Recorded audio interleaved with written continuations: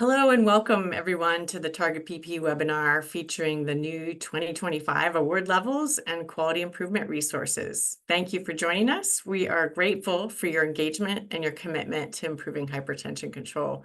I'm Allison Smith. I'm the Initiative Director for Target BP on behalf of the American Heart Association and the American Medical Association. We have a lot to cover, so we're going to dive in with some quick housekeeping. On the next slide, I just want to highlight that we've enabled the accessibility features. So if you want to activate closed captioning or adjust the font size to suit your preferences, please do so. On the next slide, I also want to highlight that we'll be using the Q&A features for your questions. If you see a question from another participant that you share, please upvote it so it percolates to the top of the list. And we'll type as many responses to your questions as we can as the program unfolds, and also address additional ones in the Q&A session at the end of the presentations. We'll also be using the chat function to drop in useful links, invite your comments to those. And in the meantime, we would welcome you to introduce yourself in the chat function. So please direct your questions to Q&A and your comments to the chat. On the next slide, I just want to highlight that I'm joined today by my colleagues from the American Heart Association and the American Medical Association. Each will be contributing to our discussion today about the awards and QI resources. None of us have relevant conflicts of interest to disclose for today's content.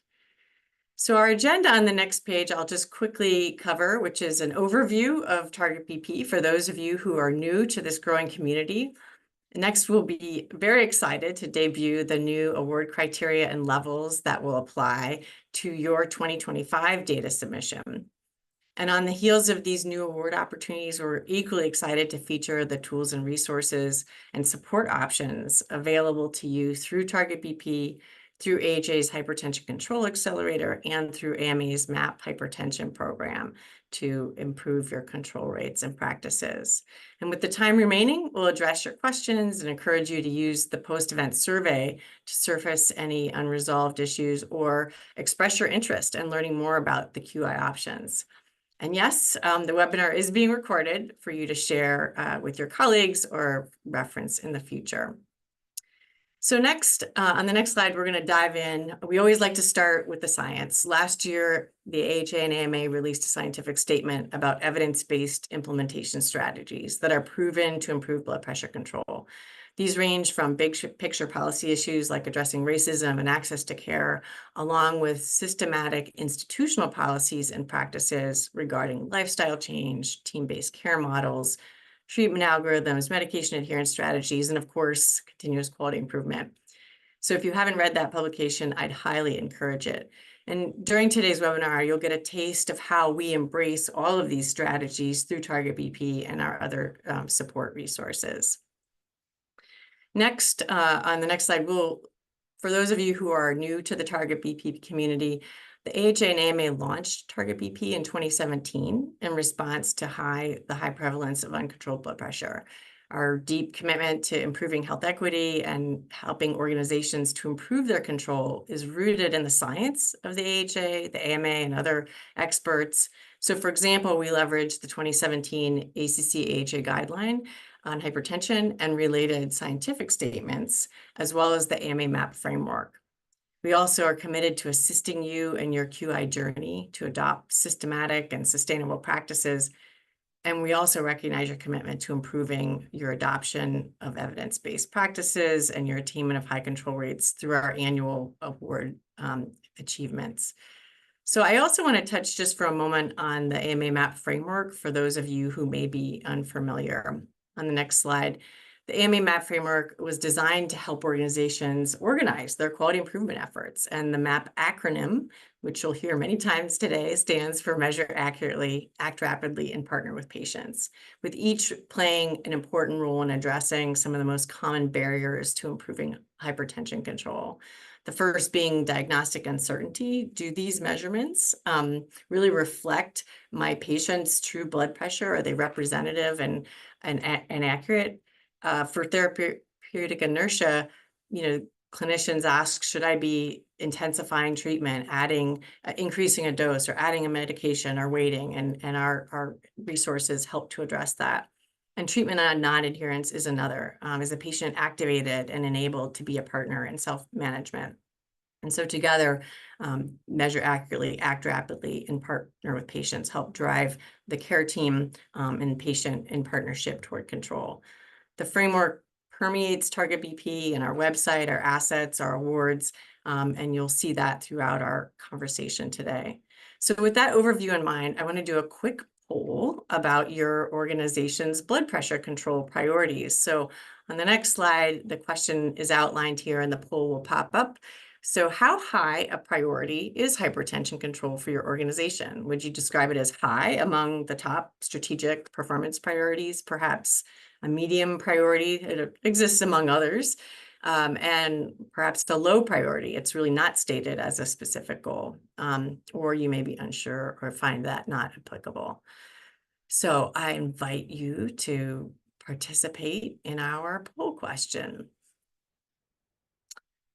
And I'll wait to just a few more seconds to see if we get a higher number of participants. It's not an anonymous poll. So with that, I will ask Kira, our expert moderator here, to close the poll and share the poll results. All right, it looks like we have a lot of organizations who have hypertension control as a top priority. That's terrific. Still a fair number as a medium priority. So we're really grateful to see that hypertension is prioritized at a leadership level. That's important support to ensure your success. So with that in mind, it's my pleasure to introduce Liz Montgomery, who's the Program Operations Manager of Outpatient Quality for the American Heart Association. Liz is a master of all things data submission, and she's going to share some of the highlights from your 2024 data submissions as we position ourselves for 2025. With that, I'll turn it to Liz. Thanks. Thanks so much, Allison. And first, I just want to echo you and appreciate the participation in the poll. I mean, I'm not too surprised knowing our participants in Target BP, but it's really wonderful to be joined on the call with so many who have a high priority on hypertension control. So for that, we can move forward. And again, before announcing the big changes, we wanted to highlight our current award criteria that have been essentially unchanged since the Measure Accurately criteria and the Silver and Gold Plus awards were last introduced in 2020 for 2021 awards. Through our awards, we have had two priorities. One, which is our primary goal, of course, improving blood pressure control rates. And we have recognized sites who reach a 70% or higher control rate at that gold threshold. And two, a focus on the scientific guidelines and the AMA MAP framework through the attestation of 6 blood pressure measurement evidence-based activities. Organizations that were able to achieve at least 4 of these 6 activities have either been recognized at the silver threshold or at the gold plus threshold, dependent again on that control rate. Our participation award is acknowledging the commitment towards hypertension control for organizations who may have just begun their journey by submitting data for the first time, but haven't yet reached silver or gold. We can go to the next slide. We have been so encouraged to see the Target BP initiative growth over the last 8 years of data submission, both in terms of the increasing number of organizations that are coming on board, submitting data, and those that are achieving awards at higher levels. So back in 2019, prior to both the new Silver and Gold Plus awards being added, and of course, prior to COVID, about 45% of organizations were at that gold level. And then this year, we're anticipating being closer to 55% of organizations reaching that gold or gold plus level, which, if you're not writing down the statistics, that's a 10% jump. And many of these organizations joined just in the last few years. So I wanted to take a moment to say a sincere thank you to all who submitted data for 2024 awards. It's a pleasure to go through that, and we're getting ready to finalize all of those awards and send them out this fall, which is always my favorite time of the year. On to the next slide. I wanted to share a chart that shows the percentage of organizations that are currently or over time have been attesting to completing each of our 6 measurement activities. Keep in mind again that this includes both our long-term participants and organizations newer to Target BP. You can see how over the last 4 years, we've had a definite trend towards greater and greater adoption of these measurement activities. In that first year alone, we saw a 10 to 15% increase in achievement across all activities. And this year, nearly 90% of all organizations that submitted data to Target BP attested to at least 4 of the activities. And then again, nearly half of all organizations attested positively to all 6 activities, which is just very, very exciting to see. And this has allowed the Target BP team to further appreciate the power that awards can play in the role of focusing attention to specific activities that we know can help support blood pressure control. We can go to the next slide. So almost a year ago today, we introduced 4 new categories or pillars of evidence-based activities looking at acting rapidly, partnering with patients, SMBP, and equitable health outcomes. This slide shows the abbreviated version of each of these questions, probably familiar to many of you already, but the full text is available online. And we want to encourage organizations to strive to meet all 6 criteria in each of these pillars. They are all important. These questions were included during data submission this year as a dry run. That has helped us to establish a baseline for performance on the pillars, both at the individual levels and at a national level. We hope that your baseline helps you to gain understanding on your current performance and to identify gaps at your organization.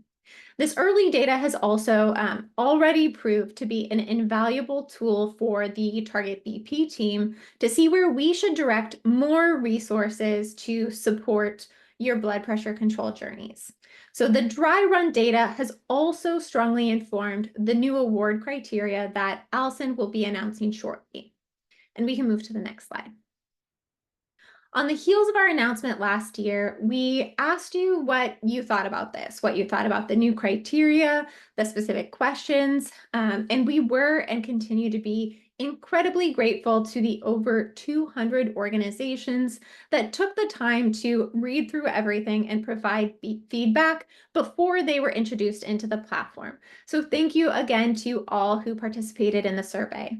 One of the highlights we found was that yes, the importance of awards continues to be ranked highly by organizations, but the primary motivator continues to be blood pressure control. And overwhelmingly, what we heard from you was that you are most excited about the role that these activities can play in focusing in your organization's quality improvement journey and translating the evidence into practice. And that has been a key driver behind the scenes for us. So I will go ahead and pass that back to Allison to, drum roll, introduce the new awards. Thank you, Liz. On the next slide, I want to reflect on some of the guiding principles that we considered as we developed the evolutionary pathway of the award program. But let me echo Liz's congratulations to all of you who were committed to data submission this past year with record-setting volume and record-setting performance levels. So as Liz noted, we really listened deeply to your feedback after we announced the criteria last year. We've learned a lot from the dry run responses that you submitted with your data and have reflected on these guiding principles to contemplate how to evolve the award levels and criteria. Of course, we start with the science, wanting to support and focus your attention on the things that have the greatest impact on blood pressure control. We also wanted to support organizations at all levels, those who are getting their footing still, those who are in the middle of their journey and need incremental opportunities for improvement, and those who are farther along in their journeys to provide some stretch goals. And so we hope that the criteria that we'll outline in a moment are also clear and understandable to you, and also something that our small but mighty team can manage and support as well as administer objectively. And we're here today with nearly 6 months remaining in the year to reach those new award levels. So in the absence of a drum roll, a confetti cannon, or a balloon drop, let's move to the next slide and walk through those new award criteria. So on the left, you'll see the very familiar levels from the last 4 years in comparison. So I'll start on the right at the top of the list. The participant level remains the same. We're continuing to invite first-time data submitters to recognize them for their new commitment to improving blood pressure control. So no changes to the participant level. Next, the silver level remains the same, requiring attestation of at least 4 of 6 evidence-based activities for the Measure Accurately pillar. We certainly encourage all 6 because we know they are evidence-based and guideline recommended. The new level is the Silver Plus level, and this new award level requires attesting to at least 4 out of 6 of the Measure Accurately pillar criteria, also 4 out of 6 of the Act Rapidly pillar, and 4 out of 6 of one other pillar of your choosing. So that is a new level with new criteria. Moving to the gold level, there are no changes to this level. It still requires organizations to report blood pressure control rates of 70% or higher. And lastly, the bar for the Gold Plus level is higher. So it still requires a control rate of 70% or higher, and it also requires you to attest to at least 4 out of 6 of the Measure Accurately pillar, 4 out of 6 of the Act Rapidly pillar, and 4 out of 6 of one other pillar of your choosing. And the next slide illustrates that in a slightly different way, just to reinforce, and that is that for the Silver Plus or the Gold Plus awards, you can see that attesting to at least 4 out of 6 of the Measure Accurately and 4 out of 6 of the Act Rapidly pillars, the first two that are the first 2 columns at the left, are required. Plus, you have the option of choosing one other pillar from the right. Of note, you can't mix and match attestation questions across pillars to accumulate the 4 needed. The pillars are rooted in the science and designed to work as a unit to guide your evidence-based practice in that realm. So with the new award levels in mind, I'm really delighted to turn back to Liz to share some of the new tools to help you track your performance and progress. So Liz, I will turn it back to you. Great, thank you.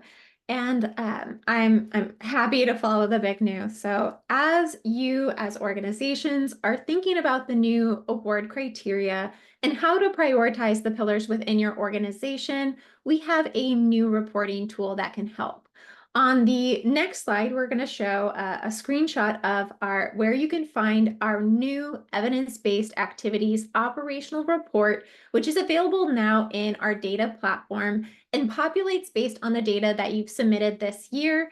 And this customizable tool can help you access your current pillar attestations, track your improvements over time, and see how you compare to other organizations based on the site characteristics that you've selected in the platform. We also have a new Navigating the Data Platform PDF guide, which is available online, and it shows you step by step both how to set up those site characteristics and how to access this report and other helpful reports. We can move to the next slide. If you have been participating for multiple years, you'll have the option to set your reporting period to narrow in on a single year of achievement or multiple years. This way, for the Measure Accurately pillar, data may be available from 2020 to 2023, depending on your participation in those years. At the top, you can see a bar chart which demonstrates your number of attestations within that pillar compared to an average from all healthcare organizations. If selected, you might be able to see how you compare to peer organizations of your same type, so such as at QHCs, rural or urban, or within your state that you are located in. On the bottom table, you can see how your answers to specific criteria have changed within the set years. Like above, you can also see how you compare to all organizations in the platform or the specific benchmarks that you selected. On the next slide is an example of the same report, but with all 5 pillars selected for review.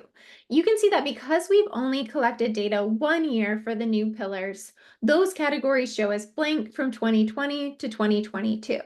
Moving forward, though, you'll be able to see again how your own answers change over time based on your quality improvement journey moving forward. So this is just a quick preview. Again, though, we hope this is a helpful tool, and please see that navigation guide for more details or reach out to our Contact Us form for support in using that tool. And with that, I'll pass it back to Allison. Thanks, Liz. I think it's really exciting to be able to track your outcomes and compare your control rates to other similar organizations, but this new enhancement really enables you to compare some of the leading process activities and evidence-based actions that your organization is taking to be able to compare to others and drive that sort of lagging control rate number. So it's, I think, a significant benefit to organizations who choose to participate in the data submission process. So thank you for that.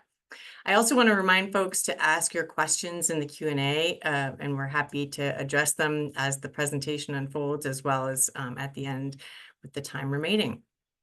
So with the new award criteria and data tools in mind, we want to walk through 3 quality improvement support options that can help augment your efforts to improve blood pressure control. So on the next slide, just an overview. First, we're going to touch on Target BP's resources that you can navigate for a self-guided approach. Next, Rebecca is going to describe the American Heart Association's Hypertension Control Accelerator program, and then Sinead will describe the AMA MAP Hypertension QI program. So each of these has a shared purpose of improving blood pressure control, but they have some distinct characteristics that might better suit your organization's needs. Of note, none of these options are mutually exclusive, so one may resonate better with your organization now or at another time. So I also want to underscore the ongoing support that's provided by AHA's local community impact team. Many of you have long-term relationships with the AHA's local team and may have learned about Target BP initially from them. This dedicated and multi-talented team provides resource navigation and data submission support and can help you connect with the additional QI support options that we're going to discuss today. Their local knowledge and relationships touch many aspects of hypertension and cardiovascular disease prevention more broadly. So for that, we are grateful. Our national program would not be successful without their local support. So on the next slide, I want to provide a means to reflect on the options that we're going to discuss today. I encourage you to consider your organization's needs and preferences in terms of your appetite for the intensity and duration of QI support that might help you to move the needle, and the type of expertise that would benefit and complement your team. There are other facets of the endeavor, which, for example, you may prefer group or one-on-one learning. There's also variation in the rigor of data and the related legal protections that may meet your needs or requirements that your organization has. So with that, I'm going to dive into the first option on the next slide, which is really to leverage some of the self-guided QI support resources that are available through Target BP. These may be very familiar to you, or there are some new bells and whistles too that I want to highlight. So on the next slide, one of our old favorites is the cornerstone of Target BP self-guided support, and that's to use and navigate the combined Quick Start Guide. This resource contains a curated suite of tools that help you step through a practice assessment, through on-demand educational programs that you can use to strengthen your team's knowledge and skills, many of which have free CME and CE credit, and other QI tools, practice tools, and patient education tools. And this guide follows the AMA MAP framework with sections on measuring accurately, acting rapidly, partnering with patients, and self-measured blood pressure monitoring. So I encourage you to utilize this tool as an organizational launching point. On the next slide, there's another way, a new way to navigate some of these resources, and that's through the evidence-based blood pressure activity page, which Liz mentioned earlier, which includes the attestation questions, but also lists the related resources to help you assess your practice, strengthen your practice, and use QI and educational tools to support that relevant pillar. This slide provides an illustration of that web page on the left, and there's sort of an accordion functionality where you can expand as illustrated at the right. I featured here the Act Rapidly pillar, since that is the next frontier for award achievement as an example.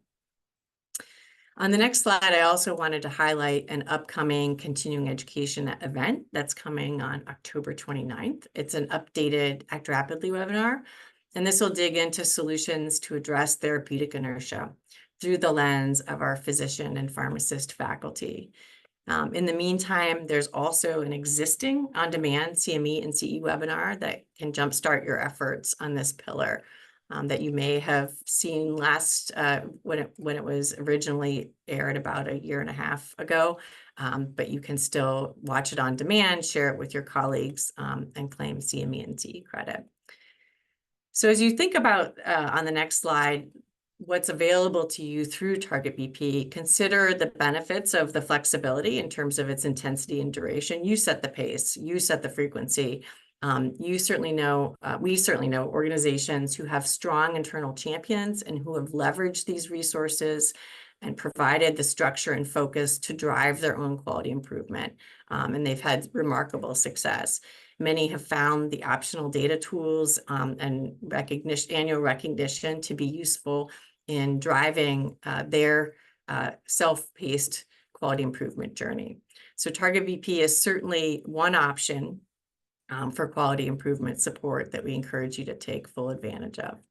So before diving into the next option, I'd like to have another quick poll and ask you on the next slide, what is your current blood pressure control rate?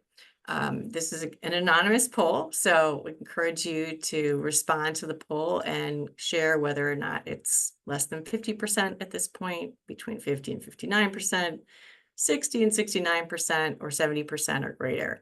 Perhaps you're unsure or this question isn't applicable to your role. So we invite your responses, and we'll just give it a few more seconds. All right. How about if we close the poll and share the results? Thank you.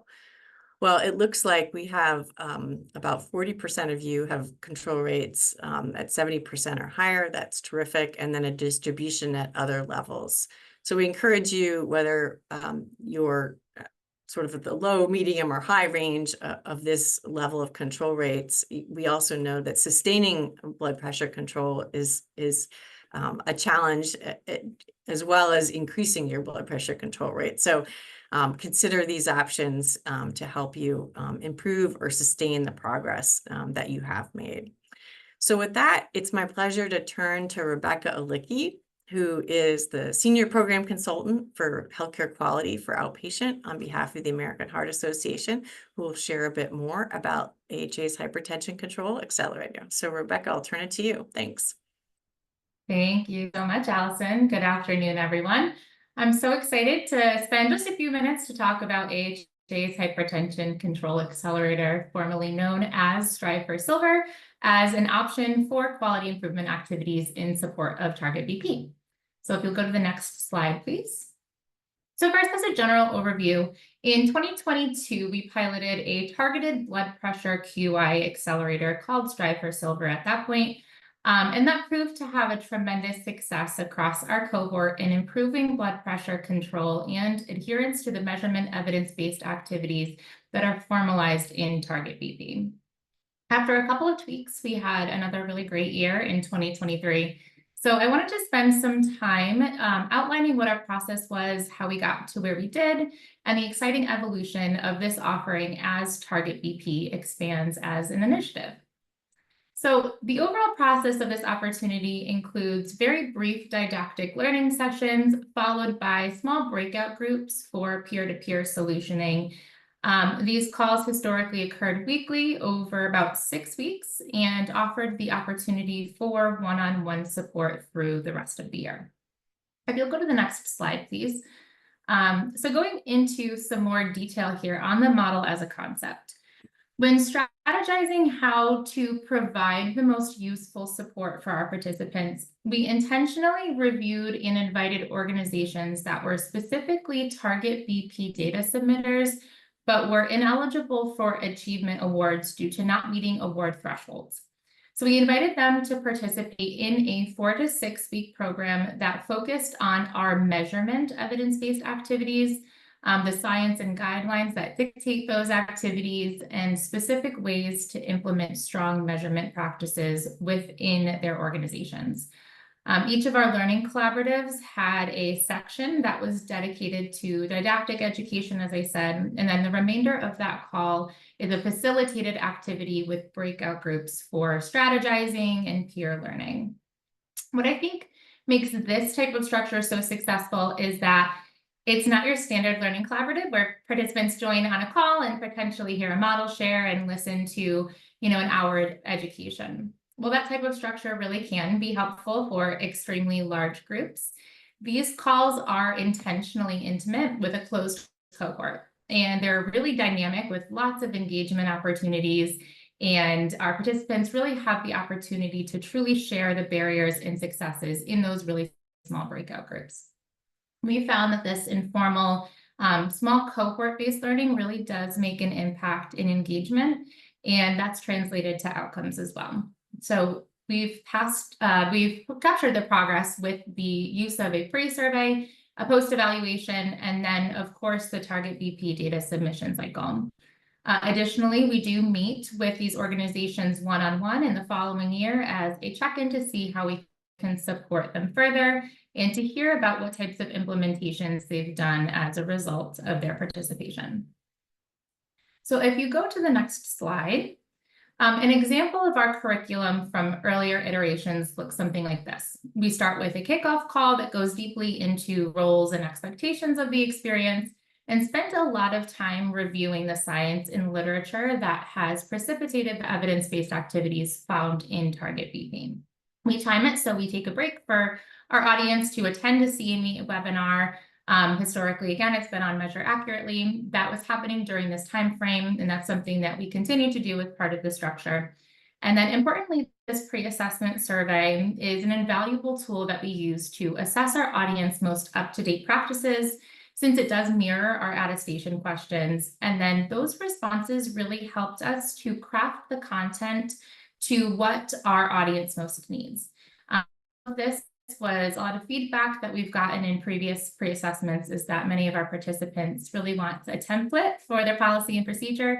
And as many of you know, the policy and procedure on the Measure Accurately template was something that we spent a lot of time on every call going through. That's available on Target BP, and show them how exactly they can customize it for that specific section of activities. And then those subsequent 3 calls are broken down by groupings of logical activities. So device calibration and validation were in one call, team testing and training, and so forth. Then, of course, we offered office hours afterwards if anybody wanted to review previous content or ask questions. And then not listed here is those one-on-one calls where I've mentioned that was really helpful in collecting feedback and implementations that we might not otherwise have had. So if you'll go to the next slide, please. So looking at highlights of cohorts of years past, we can confidently say that Strive for Silver was successful in achieving its goals of improved cohort blood pressure. Every one of our organizations that participated in 2022, which is our pilot year, increased their blood pressure control rate from baseline to 2024. 82% of those organizations improved adherence to measurement activities, and over 90% are now award eligible. For the second year, 82% of our 2023 cohort improved their blood pressure control in their organizations. 73 improved adherence to guideline activities, and 64% are now award eligible. So next slide.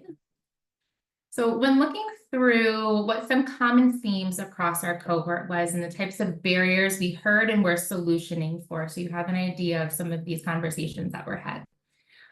Items like non-standardized policies, lack of training standards, unclear tracking of equipment maintenance, confirmatory measurement challenges, and more were all things that were identified as common threads that no matter how large or small an organization was, many or all faced most of these barriers. As a result of our Quality Improvement Accelerator, some solutions that were both identified within the calls and then implemented afterwards were the development and institution of a staff training policy and procedure, creative solutions for installing job aid graphics in every exam room. And then one really simple one that we loved was using a door magnet for initial high blood pressure readings that alerted the provider to conduct a recheck. So in 3 months, they had already seen a 15% improvement in confirmatory blood pressure measurement, which was really cool to see. So if you move to the next slide, a little bit more on outcomes specifically.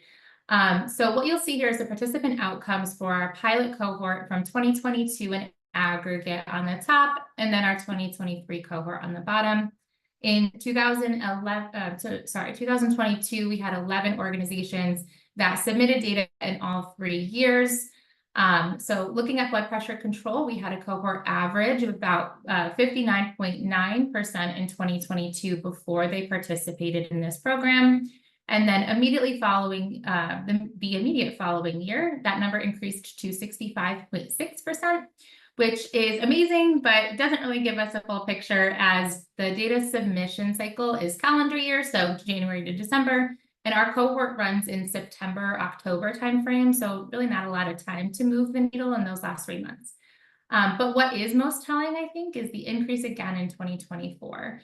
Now that they've had a full year to implement changes, our cohort aggregate is 69.9%, meaning a 10% increase from baseline in really just a year and a half from implementation, which is just incredible.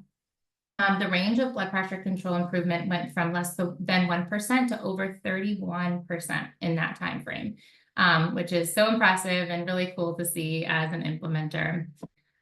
So looking at the evidence-based activities in aggregate, just quickly, attestations averaged at 2.2 at baseline and improved to 3.9% in 2024. And then looking at the 2023 cohort, you'll find really similar results as that first year in our 2022 cohort. So starting at an aggregate of 58.3% and improving to 63.5% the following year, with attestation trends comparable as well. So we'll continue to monitor them, of course, and have a clear picture of that impact when we look at next year's data.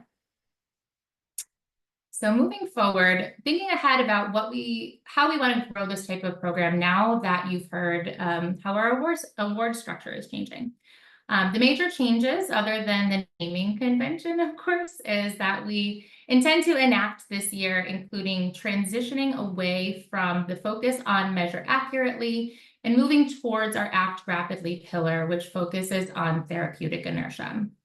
Because of this heavily clinical content, we've invited subject matter experts to be our didactic leaders to speak to topics including team-based care, treatment algorithms and implementation tools, and treatment intensification and prompts for clinicians. Everything else is staying the same. We aim, of course, to keep a small environment, and we are still reviewing readiness to ensure resources that we're sharing is catered to the needs of the cohort and offering ongoing support. So lastly, let's talk about how this offering might fit into the structure of your existing quality efforts. The AHA Hypertension Control Accelerator is a moderate intensity activity, depending on the types of implementations you choose to enact as a result. And the time duration is bi-weekly for 2 months with an option for that ongoing consultative support. You'll receive support expertise from quality improvement consultants and clinical subject matter experts. And your experience, which I talked a lot about today, is of course a small group cohort based, where we require your team to include a clinical champion who is positioned to enact systematic change. The data and technology piece is a really light lift. We just ask that you continue submitting target BP data as you have been, and the legal protections are also unchanged. So with that, thank you all so much for allowing me to share the great work done within the Hypertension Control Accelerator, and I'm happy to answer any questions you may have in the Q&A box. So with that, I believe I am turning it to my lovely colleague, Sinead Forkin-Kelly. She is the Director of Healthcare Operations, Improving Health Outcomes with the American Medical Association. Quite the title. There you are, Sinead. Thanks so much, Rebecca, and thank you so much, Alison, for the opportunity to connect with the Target BP community. We at the AMA are extremely proud of the Target BP initiative, and it's just so overwhelmingly positive that the Achievement Awards program continues to grow year over year. So just to reiterate the expression of thanks for prioritizing blood pressure control for your patient population. Also, special call out to our community impact colleagues who are across the nation, supporting organizations as we speak, as they prioritize blood pressure control for their population. So thank you so much, everybody. It's a great pleasure to be here. So that said, let's dig in. I wanted to talk to you a little bit more deeply about the AMA MAP Hypertension Quality Improvement Program.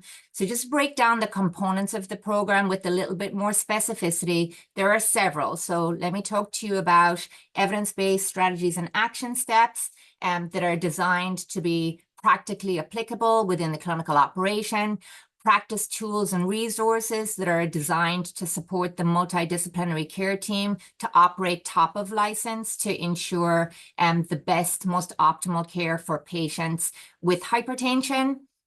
We have performance metrics, reports, and visualizations, which offer an organizational perspective, but also a local perspective, and put data in the hands of care teams to really drive improvement for the population. All of those things align to the framework. Alison unpacked the framework for you at the beginning of the presentation: measure accurately, act rapidly, partner with patients. The AMA MAP framework is leveraged by the Target BP initiative and the Improvement Awards program as well, and it's practical, so we're delighted that it's being taken up so broadly across the healthcare delivery ecosystem.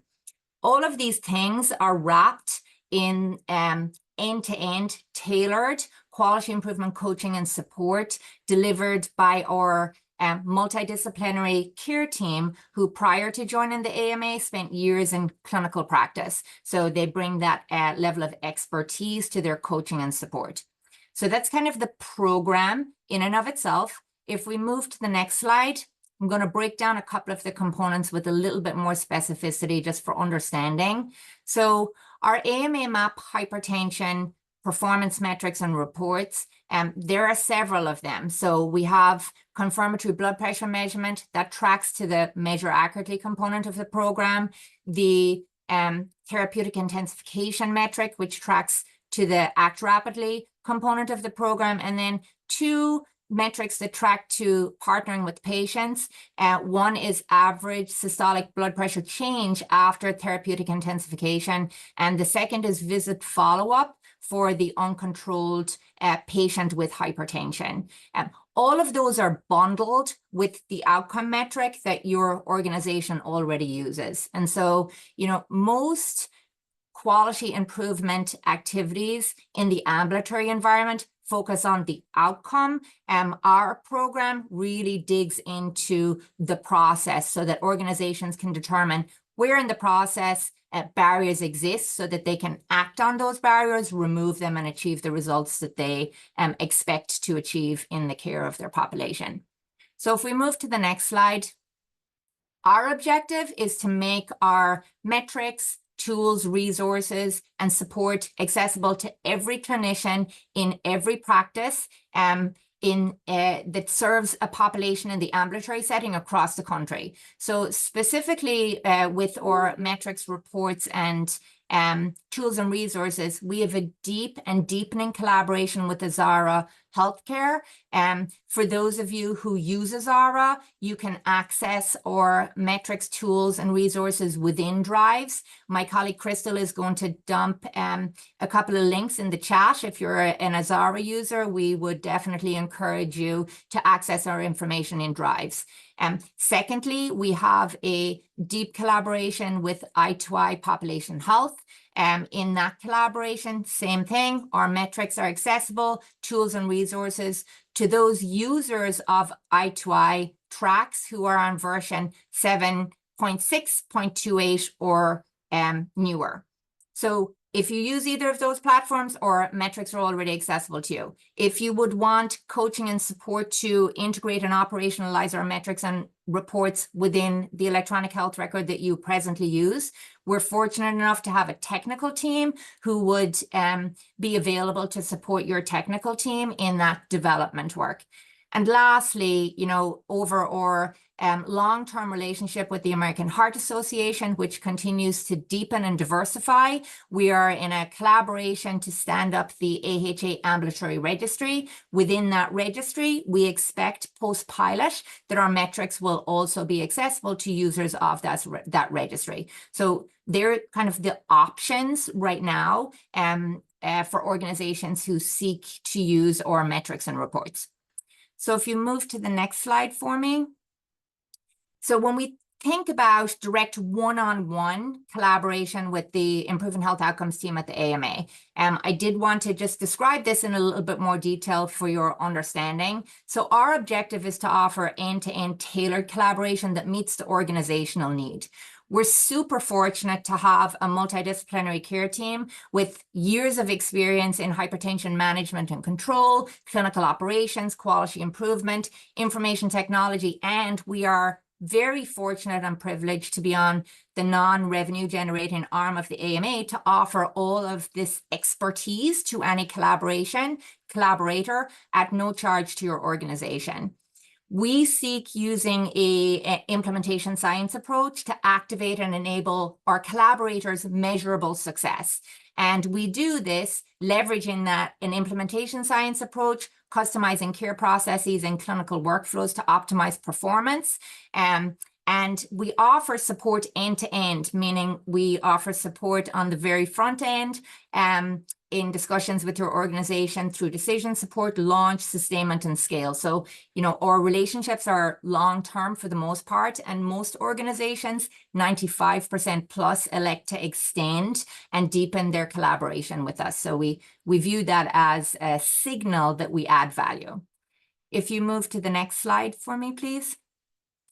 So just to give you perspective about how this all, you know, unfolds in a collaboration directly with a direct care organization. So moving left to right on the screen here, obviously we're all living in the environment that we are. We need to be compliant and mindful of laws and regulations around patient information and privacy. So on the front end of every discussion, we talk to the leadership team of the organization to really understand what the scope of work is we intend to accomplish together. We create clarity around the scope of work, and the agreements are packaged in a way that's right-sized to what we intend to accomplish together. After the agreements are put in place and we have a green light to move forward, we operationalize two different concurrent work streams at the same time. So one is strategic alignment with the leadership team of the organization so that we assemble the right team. The team is right-sized to the scope of work. We establish a change management infrastructure to ensure and enable long-term success in a sustainable way for the organization. And we perform a current condition assessment to understand exactly the state of care for patients with hypertension within the clinical operation. At the same time, we collaborate very deeply with the technical team to operationalize or integrate and activate the performance metrics that I just talked about.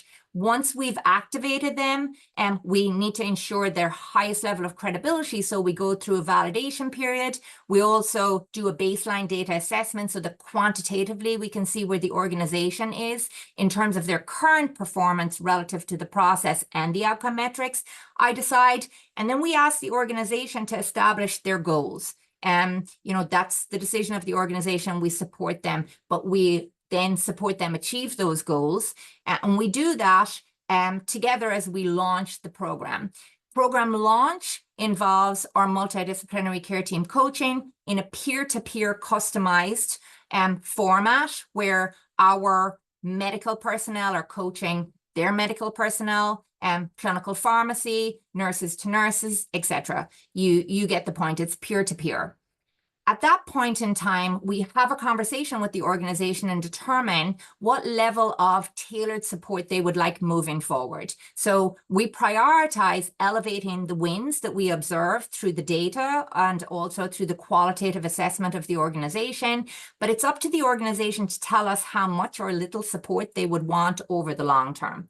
And then, of course, we're always available for sustainment and scale conversations. We offer problem-solving support at any time that an organization may want it in a one-to-one format. So if you move to the next slide for me, please. So the question is, does it work? Well, yes, we have peer-reviewed publications to illustrate that it works. In this particular graph that you're looking at on your screen right now, this was an FQHC, 16 practices in the South, and baseline control rates were 64% before our collaboration started. 6 months in, we had achieved a 10 percentage point improvement. But the beauty of this particular study is after we withdrew support, the organization sustained their gains. And so I think that that's really important for organizations to know, that we establish a mechanism for sustained accomplishment over time. So if you move to the next slide, we have many peer-reviewed publications. We also have press releases and many other, evidence that our program actually works. With most collaborations, I will say that we do need the collaborating organization to roll their sleeves up with us, because even though hypertension control may sound easy, it's not. We know that, and so we need that level of collaboration to be successful. If you move to the next slide, please.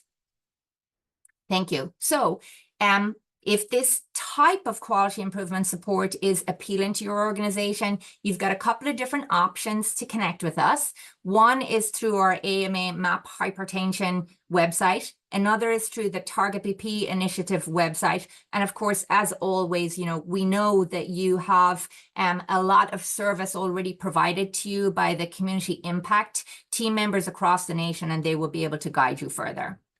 And lastly, so just to, put a fine point on this here, if you are looking for something that is individualized, one-to-one, based on your current needs, and delivered in a way that is determined by you in terms of frequency, this might be a program offering that is accessible to you. If you are seeking free expertise from clinical colleagues who have operationalized this program with a diverse portfolio of organizations across the country, multi-state health systems, large, small medical practices, FQHCs, community health centers, safety net clinics, critical access hospitals, this type of support may be one to consider. And from a user experience standpoint, we right-size this based on organizational needs. But the majority of collaborators elect to include multi-level cross-functional leadership, where we have population health, health equity, quality improvement, case management personnel included, as well as, of course, our frontline multidisciplinary care team members, physicians, nurses, clinical pharmacists, community health workers, etc. Data and technology, I think I described to you, we've got a couple of different options. It depends on exactly what is most appropriate for your organization. And of course, in the legal realm, we right-size the agreement to ensure our mutual compliance with appropriate laws and regulations dependent upon, the level of the scope of work that we intend to accomplish together. So that said, these are kind of the things that you might consider. And with that, Alison, I think I'm turning it back to you. Great. Thank you so much, Sinead. And thank you, Rebecca, for illustrating 2 more options to support your quality improvement efforts. I do want to ask one more poll question about your quality improvement efforts before we dive into the Q&A. And if you do have questions, please put them in the Q&A. There's still time to get to a few more. So the question is, for how long have you been working to improve your blood pressure control rate? Have you been working at it for 5 years or longer, for 3 to 4 years, 1 to 2 years, less than a year, or perhaps you're unsure or it's not applicable to you? So we would appreciate your response to this poll question. And we'll leave the poll open for just another few seconds so that we get to your any unanswered questions at this point. All right, if we could share the poll results. We have a distribution of folks at different sort of stages of their journey, from those just getting started to those who have been at it for quite some time. Thank you for sharing those results. And if you think about the 3 poll questions that we asked, we asked, you know, how high does your organization prioritize blood pressure control? What level of blood pressure control have you been able to achieve, and how long have you been working at it? We also outlined 3 options to support your quality improvement efforts through the self-guided resources of Target BP, through AHA's Hypertension Control Accelerator, and through AMA's MAP Hypertension program. So on the next slide, I'll just reinforce what those sort of 3 options look like, including the ongoing support of AHA's community impact team as a trusted partner in navigating these national resources with their local expertise. So with that, we'll take the poll results down, and I want to invite my colleagues to come back on camera, and we'll just respond to any outstanding questions that you may have. I think we've answered all the questions in writing that have been posed so far, but why don't I start by asking each of you, given the organizations that you've worked with through the QI support options that you've offered, what seems to be most valuable to them? What are the things that really seem to resonate, the value add, the benefits that they've derived from working with AHA, working with AMA, or utilizing the self-guided approaches? So Rebecca, why don't I start with you, if you could reflect on some of the benefits that you have heard participants in the peer learning experience really value. Yeah, and I'm glad that you framed it as that peer learning experience, because that's really, I think, what was the most valuable asset of the Hypertension Control Accelerator, was the opportunity to be able to hear from peers that were going through the same things that they were going through, and being able to strategize and solution in those groups to hear successes of things that they might not have thought about, you know, in a workflow that they are already doing, simple things that you might not have thought of that were able to really be super impactful for our participants. So that peer-to-peer connectivity, I think, was so important. Thanks, Rebecca. I really appreciate that. Sinead, what are your thoughts from your AMA MAP hypertension clients? What are the things that they seem to value most about engaging in this QI option? Yeah, so what they tell us, right? So not my words, a reflection of what they say, is that they value the structure, but the flexibility. They have indicated that they appreciate that we break down silos internally within an organization, so cross-functional team engagement, multidisciplinary care team engagement.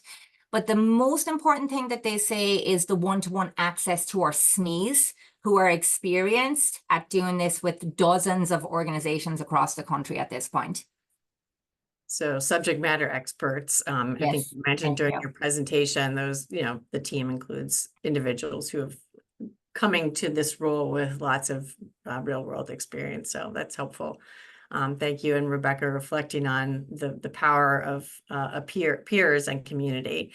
Liz, thoughts from you about the value that organizations have derived using the resources available through Target BP? Sure. So I think the biggest thing is an appreciation for how we break down those, you know, big scientific recommendations into some easy to navigate resources, easy to understand resources, and how simple it is if you're working on, you know, say measure accurately or acting rapidly, how easy it is to find specific resources on that topic on targetbp.org or by asking their local contact. I've also heard a lot of appreciation on how new resources are always being added in response to what we hear from organizations on webinars like today or through their data submissions. And I'm going to do a quick plug for our newsletter as the best place to stay up to date on those new resources, because they do come out pretty frequently. Thank you for that, Liz. I'm not seeing any open questions. So with that, I think we're going to wrap up at the top of the hour here. We just have one last slide or two to share with you, just to recap again, the options that are available to you through the self-guided approach, the Hypertension Control Accelerator, and the AMA MAP Hypertension QI program. I'll end on a note to really encourage you to take action, to visit the Target BP website. As Liz just mentioned, sign up to receive the mostly monthly newsletter for you and anyone on your team, to use the free resources to earn CME and CE credit, to explore the About Us page, which talks a little bit more about the options that were just outlined during today's webinar, and to register and become part of this growing community to continue to achieve awards and at higher levels, perhaps than even and before. I just want to close by thanking you again for your commitment to improving blood pressure control and encourage you to take action. And thank you on behalf of the American Heart Association and the American Medical Association. We really appreciate your engagement and encourage your continued dedication to improving blood pressure control.